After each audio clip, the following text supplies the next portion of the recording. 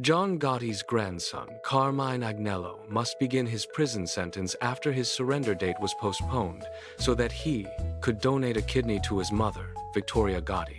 As us previously reported, a judge ordered that Agnello, 40, must undergo the kidney transplant by August 3 or report to prison by Monday, August 10.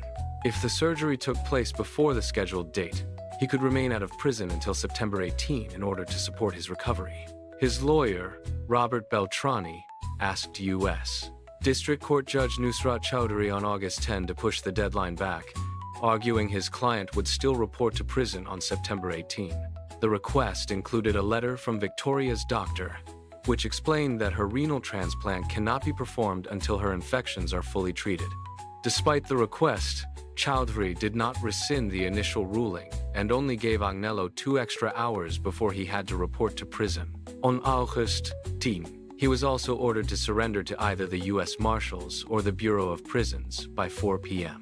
According to New York Daily News, in his request to the judge, Beltrani argued that requiring Agnello report to prison on August 10 would render it impossible for him to donate his kidney to Victoria, 63, as she battles renal failure. If Carmine is required to surrender later today, Monday, August 10, he will essentially be disqualified as an option to serve as his mother's living donor at the very time that his mother's medical team is working to determine when she can safely proceed with the transplant, Beltrani wrote. Per the outlet, Carmine understands his obligation to surrender on September 18 and is not seeking to avoid that obligation, Beltrani continued. He is simply asking the court to allow him to remain available to his mother during this very limited period while doctors determine whether and when she can proceed with transplant. Federal prosecutors responded that they denied the request in part because the surgery has not yet been scheduled.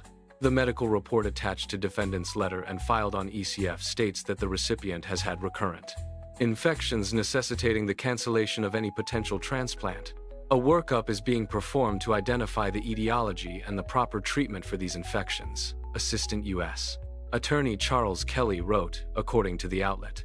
Clearly, the transplant surgery is not imminent. The judge made it clear she agreed with Kelly, writing that there was no concrete evidence that an organ transplant will be scheduled to take place at any time between today and the 18th of September, 2026. Due to that fact, the request for another deferral of Mr. Agnello's self-surrender is unjustified. Agnello pleaded guilty to a $1.1 million COVID-19 pandemic-related fraud scheme in September 2024. He was originally supposed to report to prison on July 20 after he was sentenced to 15 months in federal prison, but Chowdhury gave him 2 additional months to report to prison so that he could donate the kidney. In the absence of a scheduled surgery date, Chowdhury ordered that Agnello report to prison by August 10. In a Tuesday, August 4, filing, Agnello's attorney said that Victoria had a serious infection requiring a battery of antibiotics that prevented the surgery from happening. It is nonetheless hoped that she will be cleared for surgery in the coming days, and Mr. Day, Agnello stands ready to provide the donation and simply awaits word of a green light for the surgery, Beltrani said, adding that he had high hopes his client could have the surgery by August 10. Beltrani went on to insist that Agnello will follow the court's ruling and surrender by August 10 at 2 p.m. if the surgery was not able to take place. However, he asked the judge to allow Agnello to surrender at a later date if the surgery did happen before the deadline.